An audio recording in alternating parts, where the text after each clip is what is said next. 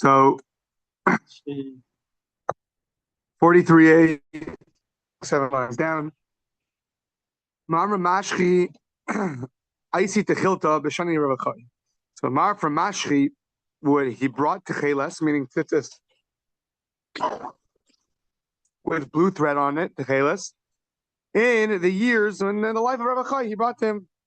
What'd they do? But Ku bid Rabbi Yitzchak. Rabbi Yitzchak's test was one we had yesterday with the fenugreek and the 40-day-old urine, so that they did a test.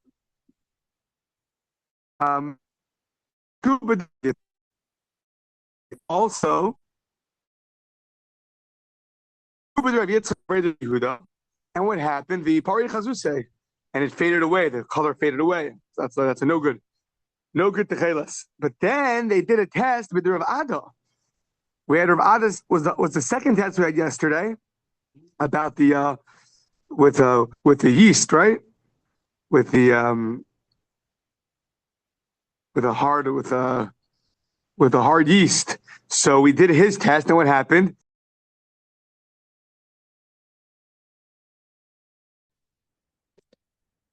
Okay, we're back.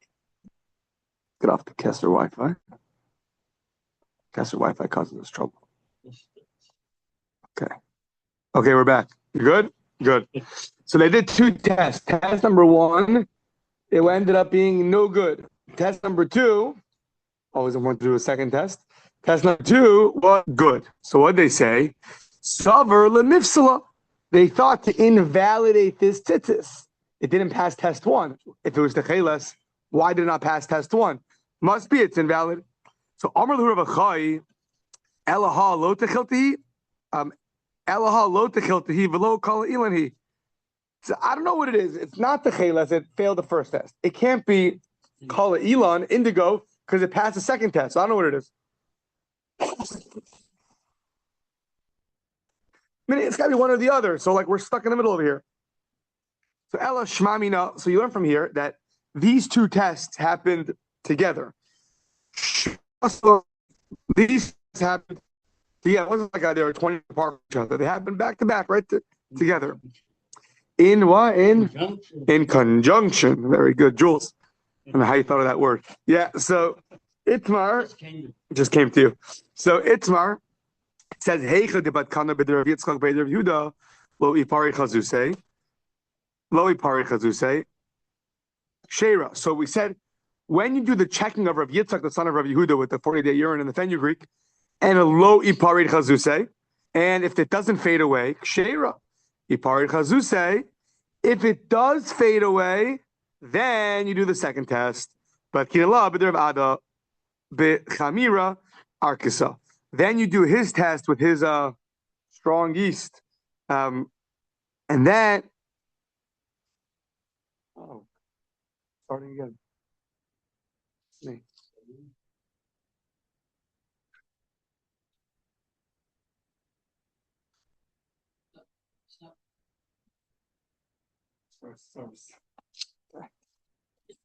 Ishtani lemal yusa. So then, if it's Ishtani lemal yusa kshera and ligre yusa psula, then so these tests go together. So if the first test works, good.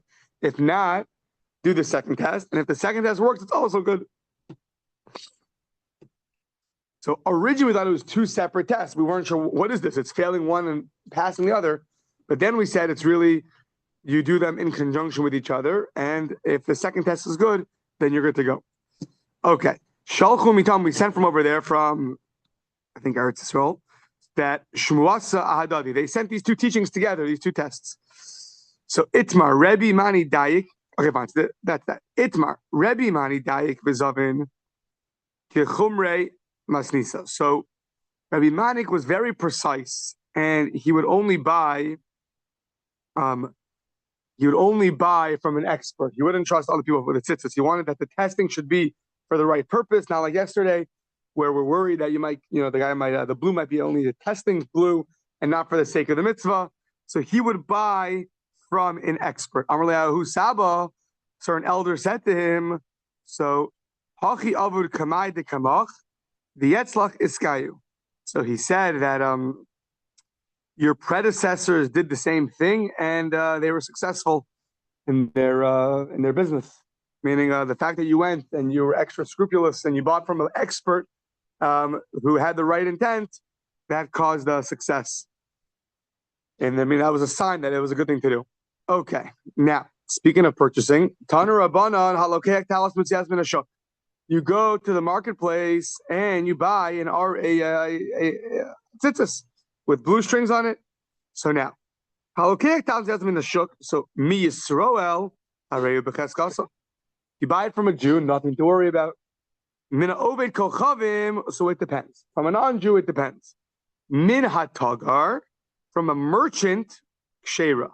Min hahedyot psula. If you buy it from a merchant, it's good because if he's going to mess you over, what are we worried about? He fake colored it blue and selling it to you for lots of money. Now, if he gets caught messing you over, he loses his business. He's not going to risk that. So you can trust that it's good. From a random guy having a garage sale, then it's not good. So I'm in a head your psula. That's not good. We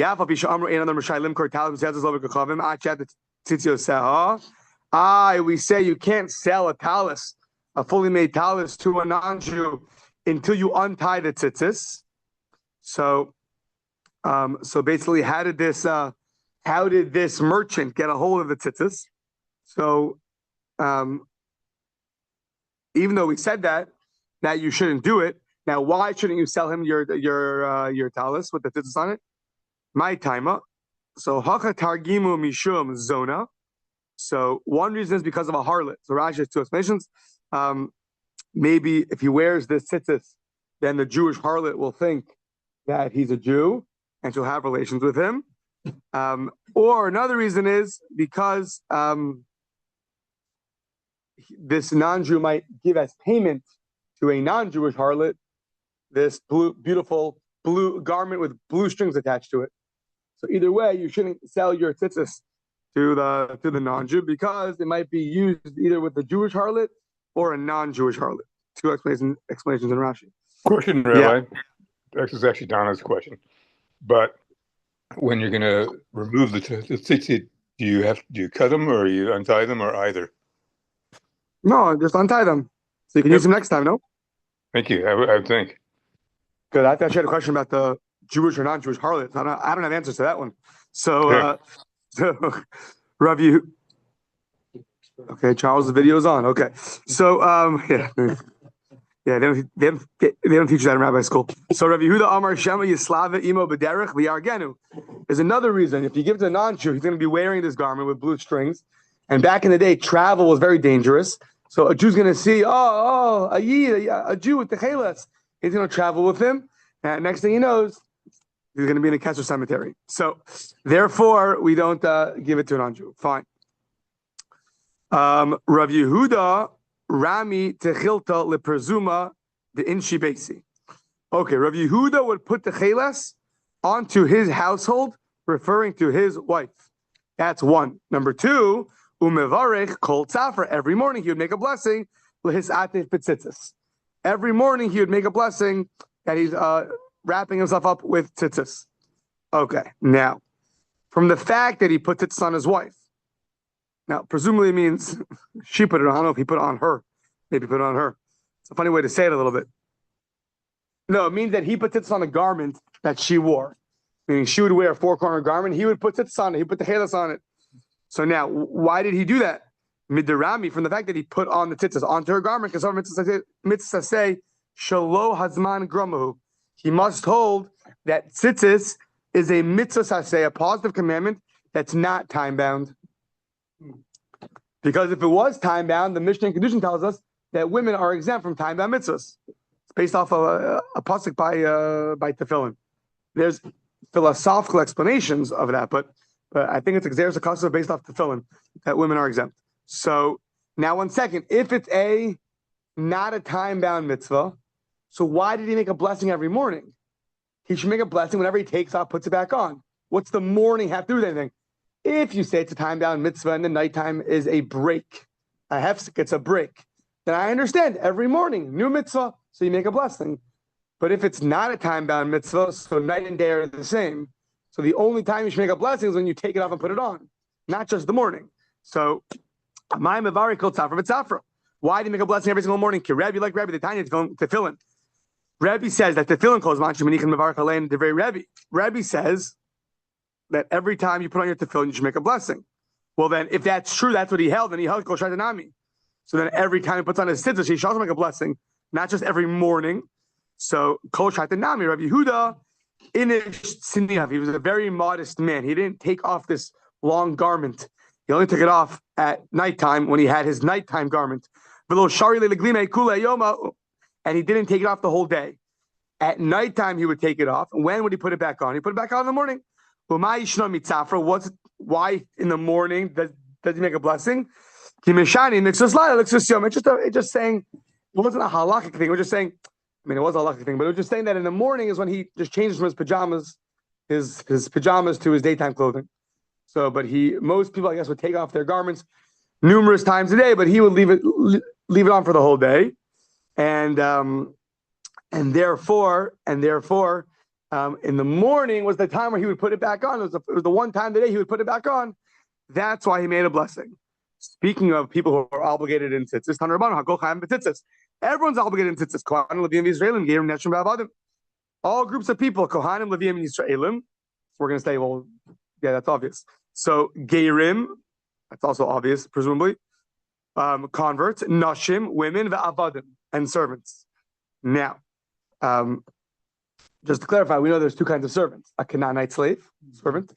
I don't like the word slave because it's not a properly depictive of what a Jewish servant is. A slave sounds like they beat him and they this. Totally prohibited. It's prohibited biblically. The Rambam says to ask him to do any useless work. If you ask him to bring a cup of water for no reason, it's a biblical violation.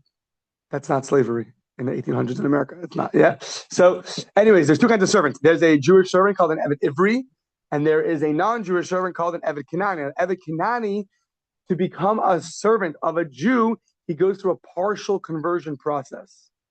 And actually, when he's freed, he becomes a full-fledged Jew. Whole question: one mikvah, two mikvahs. But the point is that while he is in the state of a servant of a Jew, he has a lower level of holiness than a Jew does. He's not a full-fledged Jew yet. However, the Gemara derives through a Gzeira Shava that he's obligated in all the mitzvahs that a woman's obligated in, and exempt from all the mitzvahs that a woman is exempt from. Fine. So the Avadim, they are also liable into Rabbi Shimon Poter Benashim. He exempts women.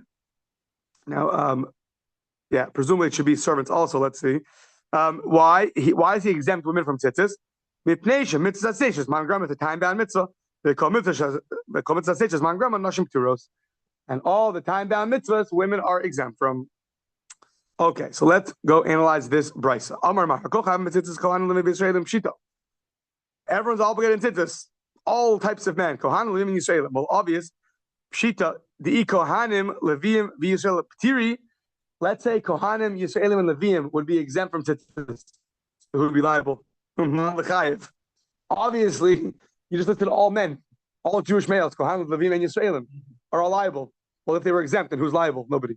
So we say no. We listed. What's that? Women and Avadim, right? So that'd be interesting. So So, okay, so we need that statement for Kohanim. Pshita, di Kohanim, it's shichalei. We need it specifically for Kohanim. Why? Because here's your partial reference, Kohanim. It says that you can't wear shatnez. Low silver shatnez wool linen together, and then it says next to it, gedilim tasalok, you should make for yourself gedilim, the braids, the tzitzis wool linen together. So, mandilo ishtri kilayim, the one who is not permitted to wear kilayim, legabe, delo ishtri kilayim legabe, bilavisho hu de mechayev betzitzis, the one who's not allowed to wear shatnez, he is liable in tzitzis. However, you would have thought, Hani Kohanim, Ho'il v'ishtri kilayim legabe, they are allowed to wear shatnez in their clothing. Two opinions, either while they're actually serving in the temple, or even when they're not serving, but they're in the temple. But one of those two, they're allowed to wear shatnez. You would have thought that they should be exempt from tzitzis.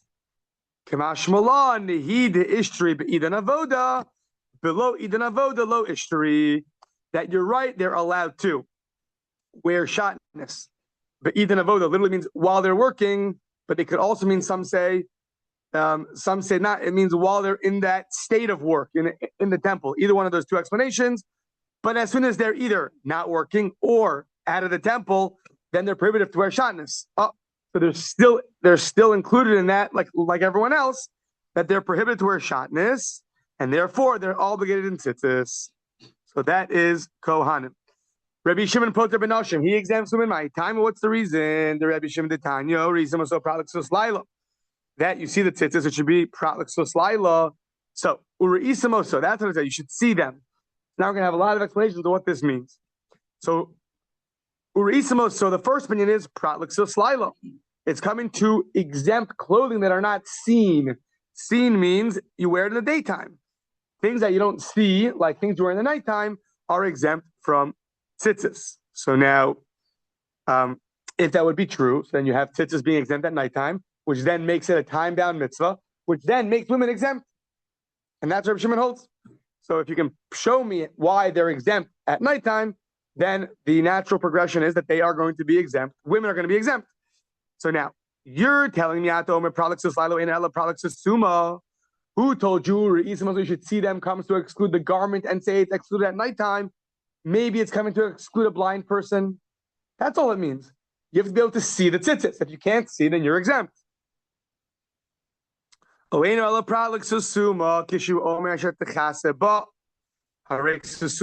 says that it's something which is going to which literally means which covers you. One second. Asher techaseba, that it covers you. So suma omer, that comes to include a blind person. No, yeah, it comes to because he can still be covered with tzitzis. Ha mani mekaymer isimoso pralixus laila. What do I do with the risimo? So you have to see it. That comes to exclude a nighttime garment. Says Gemara. 1 second. You have two general statements. One is inclusion. One includes and one excludes. How did you choose to include a blind person? Exclude nighttime obligation. Maybe say the opposite. Include the nighttime obligation, exclude a blind person. So, a blind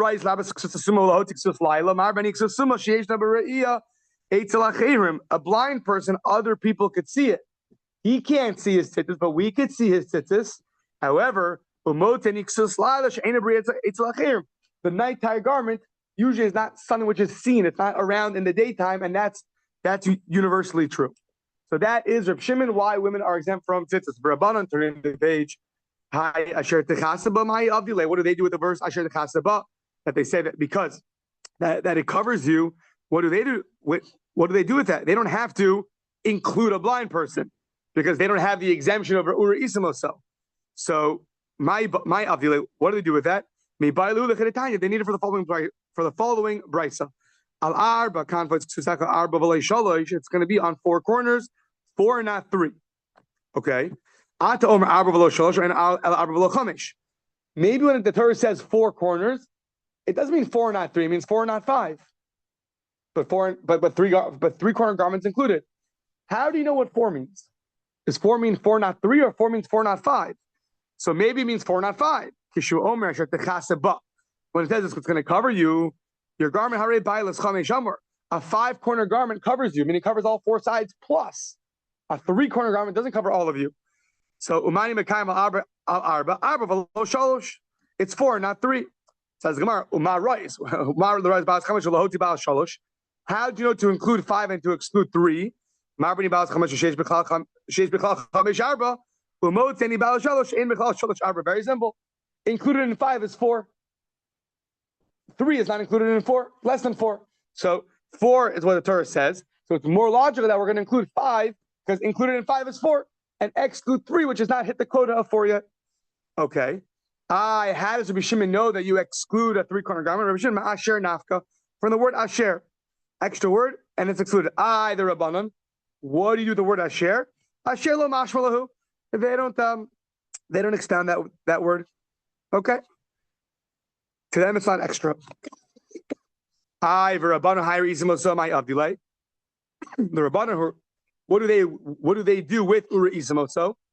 And you should see them. My Avdilay. What do they do with that? They use it for the following brisa. We're going to have a bunch of expositions. You should see tzitzis and remember. You should see tzitzis and remember. Remember what? So, re'ei mitzvazu, look at your tzitzis. Mitzvah acheres hatluya ba. Ve'ezazu, zu kriyashma. Look at your tzitzis and remember the mitzvah hatluya ba, which literally means it's like dependent on it. Ve'ezazu, zu kriyashma. At the time of kriyashma is dependent on your tzitzis. So you're looking at your white string and your blue string, and what do you remember? That the time of Kriya Shema, my earliest time that I can say Kriya Shema, is going to be the time that I can differentiate between a white thread and a blue thread. So that's what you're going to remember. How do I know that the Kriya Shema is the time that you can discern between white and blue? It says in Brachos, from the time that you could recognize the blue thread from the white thread. So now that's the Rabbanan. Another brisa that says you should see the tzitzis and remember what? Remember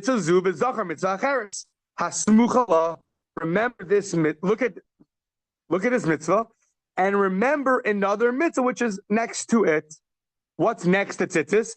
In the Torah, the prohibited mixtures called kilayim are juxtaposed next to the mitzvah of tzitzis. As it says, don't wear shatnez. Semer pishim yaktav, wool and linen together. Next verse is gedilim tasalach. The next verse says that you should make tzitzis. So that's what you're going to remember. A third brisa interprets as kol mitzvahs Hashem. It says, look at your tzitzis and remember all the mitzvahs of Hashem. What does that mean? Since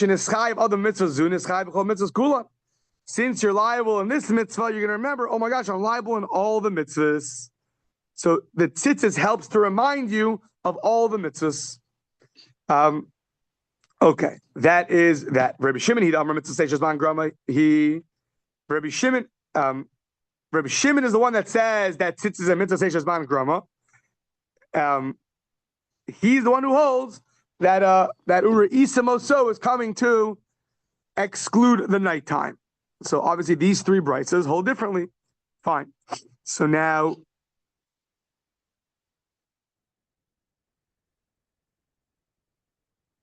yeah. So V'tanya idach, okay. Another brisa, fourth interpretation. Ura Isamoso uschaitim as kol mitzvahs Hashem. You should see the tzitzis and remember all the commandments of Hashem. Shekula mitzvah zu, keneged kol hamitzvahs kulon. That this mitzvah of tzitzis is equivalent to all the mitzvahs. So Rashi has two interpretations. Either it says, see the tzitzis, uschaitim as kol mitzvahs Hashem. And you should remember all the mitzvahs. How does tzitzis get you to remember all the mitzvahs? Must be, it has on some level the equivalent of all mitzvahs. That's how you're going to remember it. Or Rashi says it has a numerical value of 613. How? Because you're the 5 knots and the 8 strings. I mean, tzitzis, the word tzitzis itself is numerical value of 4 plus 2, 600. Yeah. Yeah, good. Right. 90, 90, 10 and 10, 200. Plus 4 is 400, but that's 600. 5 knots and 8 threads get you 13. 613. So it's not that tzitzis is equal to all the mitzvahs, but tzitzis, when you look at the tzitzis, you think about the number 613, because the word tzitzis has the numerical value of 600. Your 5 knots and 8 threads get you another 13. So by looking at the tzitzis, you're going to remember 613. Okay. Yeah. So Yeah. So now, it's fine. Fifth interpretation. You're going to see them, remember, and then do. Re'iyah, maybe they zechira, and zechira, maybe they asiyah. Looking at the tzitzis is going to remind you of the mitzvahs. And then you're going to want to go to do the mitzvahs. Okay. So, Rabbi Shimon Bar Yochai Omer, Kol Azar Mitzvazu, Zochel Mekal Pnei Hashchina.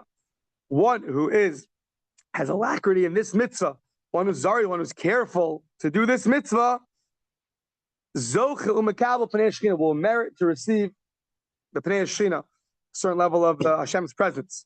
How do I know? It says here, Uri Isimoso, Ksiv Hasam, as Hashem Lokakatir, and you should fear God, but also Tavot, and you shall serve Him. So, just like there, the Shekhinah comes to you, so to here, the Shekhinah will come to you as well. Okay, Taner Rabbanan, Chaviv in Yisrael, how precious are the Jewish people? Shesiv HaKadosh Baruch Hu b'mitzvos. Hashem surrounded them with mitzvos. Tefillin b'rosheihen, utefillin b'zroseihen, you have to fill it on your heads. And to fill it on your arms, if it's tzitzis b'ydayin, if it's on your garments, umezuzah lepischeihen, and a mezuzah on your door, the alein amar David, and on that David HaMelech said, Sheva bayom hilalticha al meshpetzkecha. There are 7 mitzvahs that I praise you for. Now, we saw there's a debate, is tzitzis 1 mitzvah or 4 mitzvah? We really hold it's 1 mitzvah. But for this praise, and you have to know, they explain why he counted as 7. He's praising Hashem for the 4 corners of his garment. That's 4 plus tefillin, which is 6 plus mezuzah, which is 7. Yeah, so that's the 7 praises of Hashem. He gives Hashem 7 praises for these mitzvahs that he's surrounded by. He's thanking Hashem. He's always surrounded by mitzvahs. Everywhere he goes, he has a certain fear of Hashem, and for that he praises him. Yeah. Okay. Now this is a incredibly famous Gemara, especially when you're making a bris milah. So, when David went into the bathhouse, and he saw himself naked, Amar Oili, oh, woe unto me, she'emod arum below mitzvah. I'm in the bathhouse now. I can't do mitzvahs. That caused him tremendous stress. I can't do a mitzvah. I'm in the bathroom, in the bathhouse. Once he saw, he remembered, but I'm circumcised, then he was settled. And after he left the bathhouse, Amar Aleh Hashira, he ended up singing a song of praise to God. Lam Natzech Ala Shminis. Praise Hashem for the Shminis, for the 8th. Mizmor LeDavid Ala Mila Shedina B'Shmini. Praising Hashem for the Mila that was on the 8th day. Famously in Halacha, this is quoted because there's a debate. What's the nature of the mitzvah of bris milah? There's 2 ways to understand it, and then there's a 3rd way that combines both. The classic way to understand it is you have a mitzvah to remove the foreskin. Fine, that's one way. There's another understanding that the mitzvah is that you should be without a foreskin. The removal is just a way to get to the ultimate goal of lacking foreskin. But not that the mitzvah is you should remove it. That's just a way to get to that you should be without a foreskin. So they bring this Gemara as a potential proof. He was so upset he didn't have any mitzvahs. And then look what happened. He was, I have a mitzvah. So you see the mitzvah is being in a state without a foreskin. That's the mitzvah. So anyways. Okay, so Rabbi Eliezer ben Yaakov Omer Kol Sheish Lo Tefillin B'Rosh, whoever has tefillin on their heads and tefillin b'zoin on their arms, it says b'bigdo and it says on your beged, umezuzah b'pischa and mezuzah on your door, hakol b'chizuk shlo yechtes. That's going to give you strength that you're not going to sin. How do I know? Shenemar ba'achoda meshulash lo b'mheri yinatek. That the strand, the 3-pronged strand, does not get undone easily. So you have tefillin, tzitzis, and a mezuzah, the 3 things that's going to keep you in check. That also there's a special angel of Hashem that rests upon a person who's surrounded. He has fear of Hashem surrounding him. So that's to be in that state is a tremendous thing. So you should realize, at least when we're wearing our tefillin and we're in a place that has a mezuzah, that throughout our davening, back then they had these words tefillin the whole day. But nowadays, at least you're in a state where you're surrounded by a special angel. If you realize that. You have a fear of God. To have a fear of God when we do that is very powerful. Tanya, Higher Mayor Omer Manishan Techelis Mikol Minei Tzvayin. Why is Techelis different from the other another well-known Gemara is that the blue is similar to the ocean. The ocean is similar to the heavens. The heavens remind you of the Kisei HaKavod.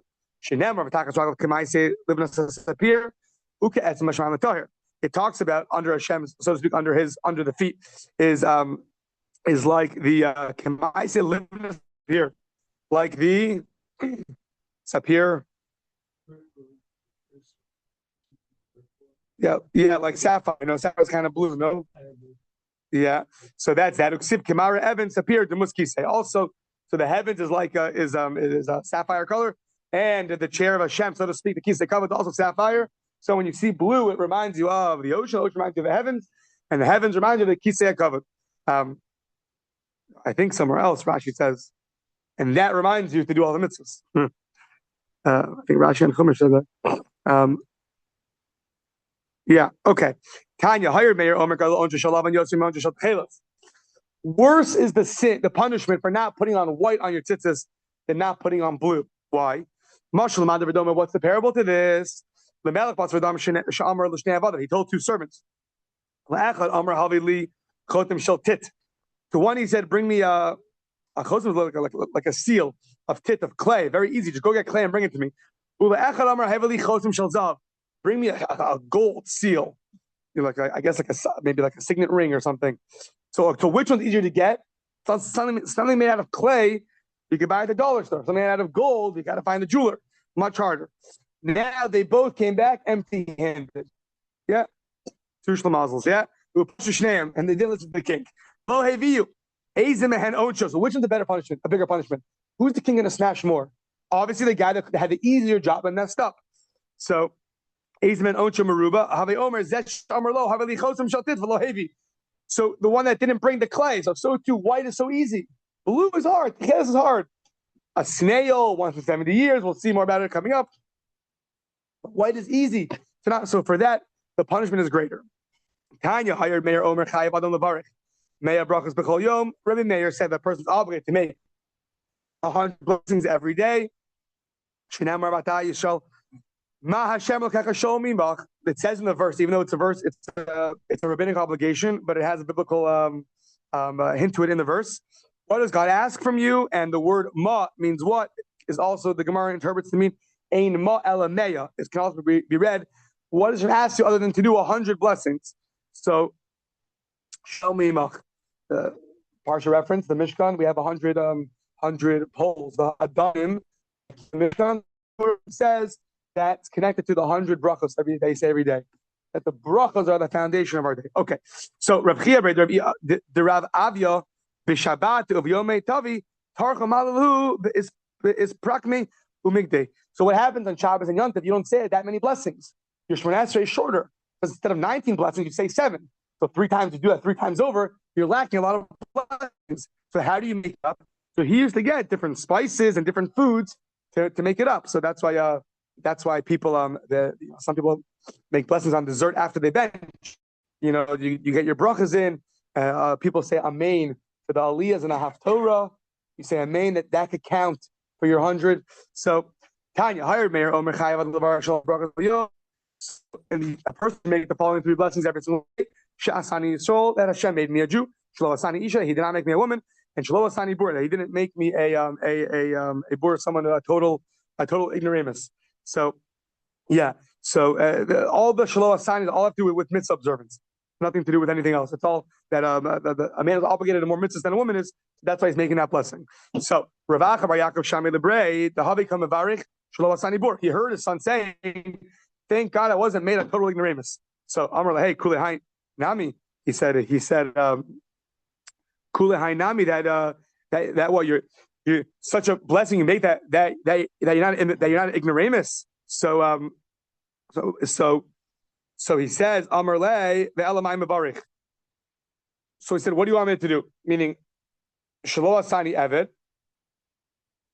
1 second, sorry. Meaning he was telling him he was asking on him. He was saying that you shouldn't make a blessing saying that thank God I'm not a total ignorant. So he should not make that blessing. Why? Because Not sure what, because he didn't like that blessing. Because even though you're an ignoramus, that blessing of I'm not an ignoramus, but you're still liable in mitzvahs like everybody else. So these blessings are specific on mitzvah observance. But just because a person's not knowledgeable, he's still just as obligated if he's a male as everyone else. So now the elamai mavarek shelo asani eved. You want to make a blessing that I'm not a servant? Hainu isha. So he said, I don't understand. The blessing of shelo asani eved, I'm not a servant. Well, that's the same as a woman, meaning that they're both obligated in the same mitzvah observance. But we mentioned earlier for very different reasons. That a woman has the same sanctity as a man does, same level of holiness called kedushas Yisrael. A servant has less sanctity, but there happens to be a Gzeira Shava that learns out that he's still obligated in the same mitzvahs as a woman. So then he says, no, Eved Zil Tvei. Next page is no, they're not the same. And Eved is much lower than a woman, and therefore therefore you can still make those blessings. Okay. The chilazon, the snail where techelos comes from, its guf is doma liyam, its body is similar to the ocean. Ubriyaso doma ladag, but it's meaning its structure looks like more like the ocean, and ubriyaso, I think its color is similar. Its back, its spine, no, its anatomy is similar to a fish. The ola echel l'shivim shana, it comes up once every 70 years. Ubedamo tzovin techeles latigach dam yikarim. And with its blood, you make the chelas, and that's why it's so expensive. Very rare. Tanya, Rabbi Nasa, there's no light mitzvah in the Torah that you don't get rewarded in this world or in the next world. There's a lot of reward in this world and the next world. I'm not sure how much there is. I'll show you from the mitzvah of tzitzis. Here's a very famous story. Let's see if we have time to get through it. Let's try. Okay. So there's a man who was very careful in mitzvah tzitzis. He had an incredible lust for harlots, and he heard there's a Jewish harlot across a non-Jewish harlot across the ocean. That should tell us she would accept 400 gold coins as reward for prostitution. So Shiger la'arbameo zehuvim, he sent her a check, 400 golden coins, the Kabbalah Zman, and set up a time with her. He made a meeting with her. When the time came, he went and sat at the entrance to her house. So her maidservant went in and told her, your next customer is here. The guy that sent you 400 gold coins is here waiting for you. She told him, come inside. He went in. Now, she has 7 beds, 6 of silver, 1 of gold. She made for him 7 beds. That 6 or 6 of silver. The top one is gold. And between each bed is a silver ladder. The Elyonash and the top ladder is of gold. And I think she would have relations on each one of those beds until the gold bed. The Elyonash shows up. Also, Yashval Gab Elyona, she went up there, Kishahiruma, when she was not clothed. The Afu Ala Leishiv Arama, he also went up to go sit next to her when he was not clothed. Kenegda. However, what happened on his way up there, Bo Arba Tzitz Yosef, his 4 tzitzis came, they tafchul upon him and hit him right in the face. So Nishma V'yashal Gabi Karka, he fell off a ladder and he fell on the floor. The Afi, what happened? She also fell down. The Afi Nishma V'yashal Gabi Karka. So Amrlo, she said, Gufa Shalromi, She'eni Manichascha Acha Tomerli Ma'mur Isabi. I'm not, I swear to the general of Rome that I'm to the Caesar of Rome. I'm not letting you go till you tell me what flaw you saw in me. I mean, he's there on the ground and he won't get back up. He refuses to get back up and have relations with her. So Amar La, he said to her, Ha'avoda, he swears like a swear. Oh, to Shalora Isi Ishi Yafakot, I swear to you, I never saw a lady as beautiful as you. So it's nothing to do with you. Ela mitzvah achas tzivini Hashem. There's one mitzvah that Hashem Elokeinu, our God, commanded us, v'tzitzis shma, and it says on the command, tzitzis, uksiv ba, ani Hashem keichem, shtei pa'amim. It says in the parsha, ani, like we say, shma, ani Hashem asher teisi mer tetzrayim, ani Hashem keichem emes. It says it twice, I am Hashem, your God. And what does that mean? Why say it twice? Ani hu she'asi li parav, ani hu she'asi l'shalim. I'm the one who's going to punish you, and I'm the one who's going to give you reward. So now, I know when I was going up, my 4 tzitzis appeared to me as 4 witnesses. that were testifying that if you're going to go through with this, you're going to get punished. Amrlo, she said to him, I'm not letting you go until you tell me your name, Umashim Ircha, and your city, Umashim Rapcha, and the name of your Rebbe, Umashim Midrashcha, and where you learn Torah. Shatalamad Ba Torah. So he wrote down on a note his name, his Rebbe, his base medrash. Benasan Biada Amda Vechilka Kol Nechasah. She got up and she divided up all her nechasim, all her possessions. Shlish Lamach, a third to her to Rome. Ushlish Lanim, a third to the poor people. Ushlish, she took in her hand and left. Ushlish not lebiada chutzma, except for chutzmos and matzos, except for all those mattresses. That sounds like she left. Ubasa lebeis medrash of Rebbe Chia, and she came to the base medrash. Running low on time. Okay, she came to the base medrash of Rebbe Chia. Rebbe Chia, Amrlo Rabbi Tziva Lavi Asunigiris. I want to become a convert. Amrullah, yeah, maybe because you saw a good-looking bucker of mine and you marry him. That's going to become a convert. Biti Shemei Talmidim. She said, no, look, I have a note. Otzia Kasav, and it said the whole story. That, I came, I was going to have relations with her, blah, blah, blah, blah, blah. And then my tita stopped me, and then, and then a whole story. And then it says the person's name, what happened, where he learns. Kasav, so and she gave to Rebbe Chia the whole story. Amrullah, okay, Lechi Zachi B'Mechcha. So you have now you've merited, an acquisition. So Lechi Zaki Mecha Osan Matzosh Etzilo B'Isser Etzilo B'Heter. Why don't you go find that guy that you gave him those beds, which were prohibited, and give him those beds in a permitted way. Find that guy that just ran away from you, that you prepare the beds for him in a prohibited way, and prepare for him beds in a permitted way. Okay, we'll stop there. Cliffhanger. Okay. Cliffhanger. Sorry, it's getting late. Yeah. Yeah. Not that you know from experience, you're just saying